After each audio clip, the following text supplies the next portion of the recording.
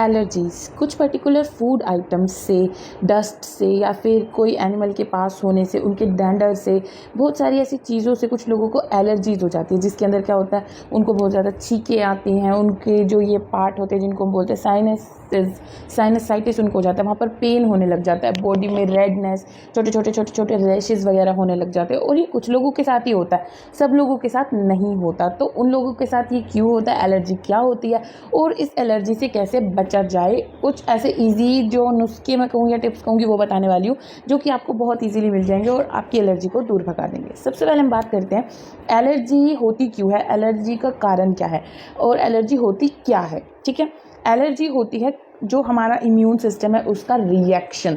अब वो reaction immune system करता क्यों है और कुछ लोगों में ये रिएक्शन क्यों होता है, मतलब सब लोग एक ही जगह पर है लेकिन कुछ लोग एकदम से छींकने लग जाएंगे या उनकी बॉडी रेड हो जाएगी कोई पर्टिकुलर फूड लेने से या कुछ भी।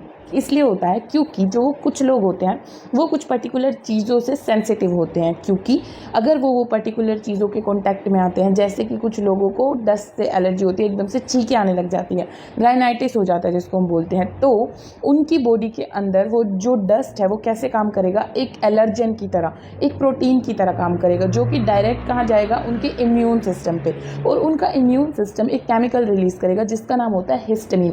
और वो हिस्टामिन जो केमिकल है ना, वो ही एक रीज़न बन जाता है जो सिम्टम्स आते हैं हमें, जैसे कि छींकें आना, रेडनेस होना, खुजली होना, उन सब चीज़ों की। तो ये होती है एलर्जी और इसलिए होती है एलर्जी। अभी बात आती है कि जो ये एलर्जी होती है किन किन चीज़ों से होती है। बहुत सारी वैरायटी की चीज़ें हैं, जैसे कि मैं बता ही रही हूँ आपको साथ साथ में, डस्ट से हो सकती है, कुछ पर्टिकुलर फूड आइटम से होती है, कुछ फूड आइटम्स के अंदर कुछ चीज़ें होने से, जैसे कि कुछ पर्टिकुलर प्रेजर्वेटिव, उन चीज़ों से फूड एलर्जी हो जाती है। उसके अलावा जो कुछ एनिमल्स हैं उनसे हो जाती है लोगों को, जो कुछ पेट्स होते हैं जैसे कि हमारी कैट हो गई, डॉग हो गई, उनके जो बाल होते हैं उनकी वजह से, या उनके डैंडर जिनको बोलते हैं उनकी वजह से हो जाती है। कईयों को जो ऐसे फरी मैट्स वगैरह होते हैं उनकी वजह से भी एलर्जी हो जाती है। पोलन्स की वजह से, जो ये एक सीज़न आता है जैसे कि जिसमें गेहूँ कटती है तो हे या फिर पोलन्स निकलते हैं, तो उस सीज़न में बहुत ज़्यादा हे से या उस चीज़ से एलर्जी हो जाती है लोगों को। तो ये कुछ मतलब मेन टाइप्स हैं एलर्जी के, अदरवाइज बहुत सारी ऐसी चीज़ें होती है जिनसे लोग एलर्जिक होते हैं। अभी बात आती है कि इन एलर्जीज को ठीक कैसे करें।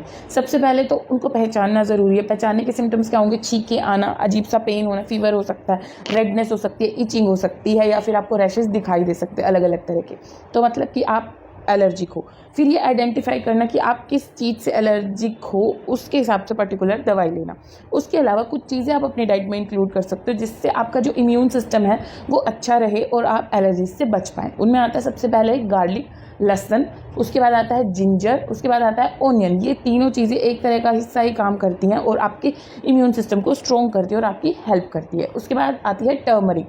टर्मरिक एक एंटीबायोटिक की तरह काम करती है हमारे शरीर के अंदर और बहुत अच्छा रिजल्ट दिखाती है। जब भी आपको ऐसा लगे कि एलर्जी या ऐसा कुछ भी, तबीयत खराब है, कुछ भी है, तो आप दूध में या पानी में, गर्म पानी में या गर्म दूध में हल्दी लेकर के पी सकते हैं और अपने खाने में तो इसको इंक्लूड करना ही चाहिए। उसके बाद और क्या चीज़ें होती है, और एक चीज़ होती है फ़िश ऑयल के जो कैप्सूल्स आते हैं, वो एक बहुत अच्छा रोल प्ले करते हैं क्योंकि उनके अंदर होता है ओमेगा फैटी एसिड्स, जो कि बहुत अच्छा रोल प्ले करते हैं किस चीज़ में, आपके इम्यून सिस्टम को अच्छा बनाने में। वो एक एंटी इन्फ्लेमेटरी की तरह एक्ट करते हैं, मतलब कि जो रैशेस, इचिंग, ये इलनेस, ये सब कुछ हो जाता है, पेन होता है, जो कहीं भी इन्फ्लेमेशन हो जाती है उसको कम करते हैं वो, तो वो एंटी इन्फ्लेमेटरी होते हैं। तो उस चीज़ में वो बहुत ज़्यादा आपकी हेल्प करेंगे। सेम रोल कहीं ना कहीं गार्लिक, जिंजर और ऑनियन का भी आता है। उसके बाद प्रोबायोटिक्स जैसे कि योगर्ट, वो भी बहुत एक अच्छा रोल प्ले करती है आपके शरीर के अंदर इम्यूनिटी को प्रोड्यूस करने के लिए, एंटी इन्फ्लेमेशन के, एंटी एलर्जिक की तरह काम करके, और जो भी एलर्जी और उससे रिलेटेड सिम्टम्स हैं उनको वो दूर करती है। तो इन चीज़ों को इंक्लूड करना शुरू करो और जिन भी चीज़ से एलर्जी है उसको आइडेंटिफाई करके उससे थोड़ा डिस्टेंस मेंटेन करने की कोशिश करो, और जिसको भी एलर्जी है उसको ये वीडियो शेयर करो।